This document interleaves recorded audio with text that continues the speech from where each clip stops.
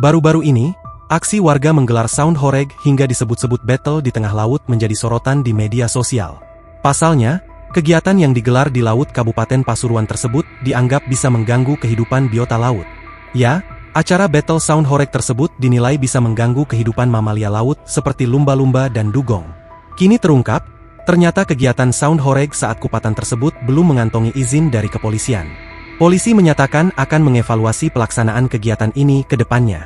Yang menggelar sound horeg tersebut yakni Dusun Pasir Panjang, Desa Wates, Kecamatan Nguling, dan Desa Semedusari, Kecamatan Lekok, Kabupaten Pasuruan, pada perayaan kupatan yang lalu, terang Kasubnit Lidik Polairut Pasuruan, Aibda Laswanto, pada Sabtu, 17 Mei 2025.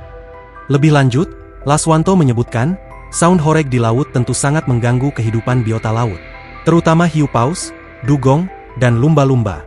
Kebisingan akibat sound horeg merupakan salah satu penyebab mamalia laut terdampar.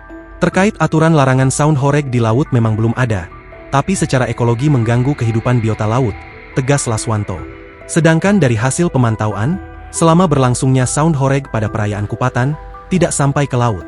Kapal yang dirakit tidak memungkinkan karena ombaknya terlalu besar.